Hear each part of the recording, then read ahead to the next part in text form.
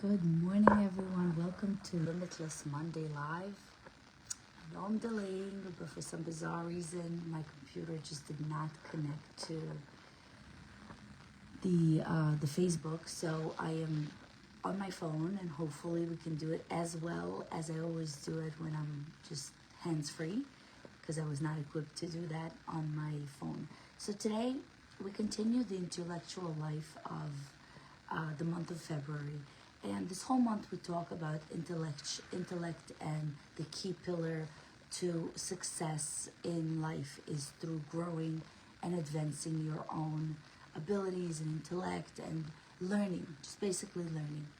Another thing I want to cover today, we covered deep work last week, we covered lifelong learning the first week. Today I want to cover critical thinking and problem solving. Have you ever made a decision that you just later regretted? Or did you struggle solving a problem because you were too close to it, but you couldn't solve it? The truth is that most people really react to situations instead of thinking through them. We are reactive beings.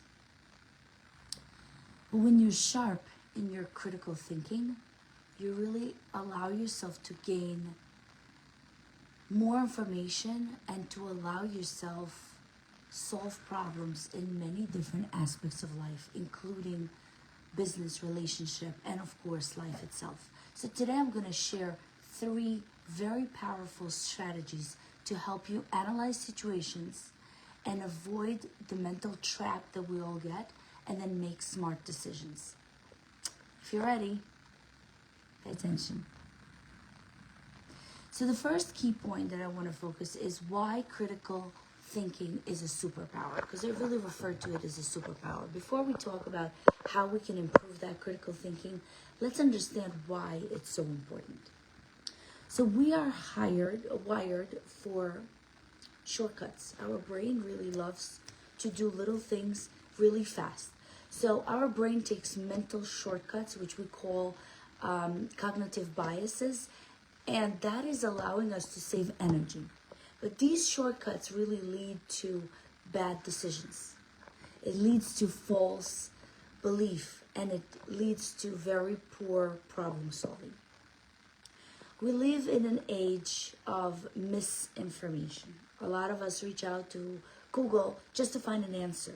Social media, news, there's an overload of news, and it's easy to get influenced by emotions instead of by actual facts. So critical thinking helps us separate the truth from what we call the noise, everything else out there. Successful people are problem solvers. Entrepreneurs, leaders, and all the innovators that you know are great in looking at the problem from different angles, from different aspects. They find solutions from the from the other information. So a question for you. When you're faced with a challenge, do you react emotionally or do you take time to analyze it? Because reacting emotionally allows us to make mistakes as we go through the challenge, and acting with time, analyzing the situation, allow us to problem solve with a lot more productivity. The second strategy is the 3 powerful strategies to think smarter. Now let's talk about how this improves your critical thinking and your problem solving skill.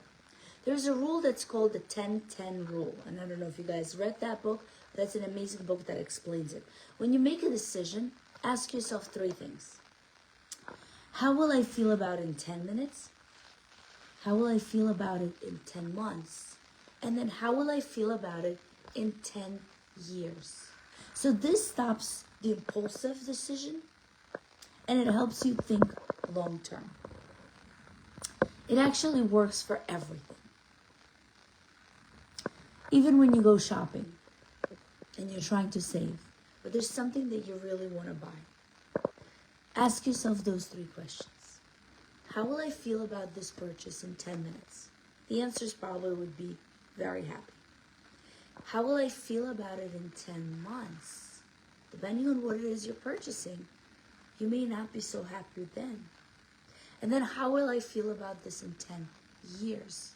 A lot of us probably won't even need that purchase. Again, depending on what it is you're purchasing. And I'm talking about impulsive decisions, not something like a house, furniture. I'm talking about something that you walk in and you impulsively want to do that. I want you to learn how to question everything. That's called the Socratic method. Instead of accepting things at face value, challenge assumptions. Ask, is it true? Now, when you ask, is it true, it's actually a very good strategy even for communication. When somebody says something to you, or when there's something that's happening to you, we always have that thought of, oh, this is why it happened. So you ask yourself, is it true? And of course, you're going to say, yes, it is. Your second question would be, is it really true? Now you have to think, is it something you think, or is it truly, truthfully the truth? Question 3, you're going to ask yourself, what is the evidence for that?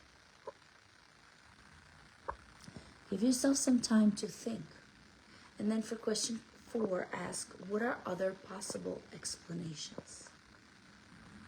So this keeps you from failing. It keeps you from misleading information. And it allows you to just focus your attention to what truly matters. Understand why certain thing that you assume is happening is truly happening. An example that I got from this, the book that I'm reading right now, Let Them. If somebody didn't invite you to an event, you probably right away think, oh, they don't love me. But is it really true? Maybe they didn't invite you because they forgot. Maybe they didn't invite you because they only selected a few and they didn't have space. Maybe they didn't invite you because they heard that you're not feeling well and they were considerate. So there's always a lot of other explanations, and we as human beings assume answers without actually thinking through them and thinking what is really behind that every decision. There's so much behind those decisions that the Socratic method allows you to at least clearly see or assume those different possible answers to your problem. And the third method is think in mental modes. Successful thinkers use the mental models. And let's talk about the mental models. These are frameworks that help you solve problems with the first principle thinking. That's one of the methods. Elon Musk actually uses this. The first principle method, or the first principle thinking. Instead of relying on what others believe, break the problem down to its most basic truth and build up from there. So take that problem that you're solving, ignore everything that everyone else is saying, and think about this from your point of view and from the basic truths that you have. Which of these 3 strategies appeals to you most? Which one are you going to try? So from those 3 methods that I've given you, it really allows you to practice critical thinking because it's a skill. Critical thinking is a skill. The 10-10-10 rule allows you to just think logically. Would you make that choice? And it allows you to avoid making bad decisions. It allows you to avoid making assumptions about something when you do the thinking. Next week, we're going to cover speed reading and memory mastery. And as a guest for next week, I have a doctor. She's actually a pharmacist who is going to talk about mental fatigue, brain and gut connection. So next Monday, we'll talk about speed reading, memory boosters. And as you guys know, as a brain coach, I do offer the brain classes and memory classes. But that's just something I want to give you all so you can remember and think of how you can process information fast and retain it better. I hope today gave you enough value. Sorry for holding the phone. It's really challenging because I'm trying to read through my notes as well. But hopefully that gave you enough information today. And I would love to see you all again next Monday.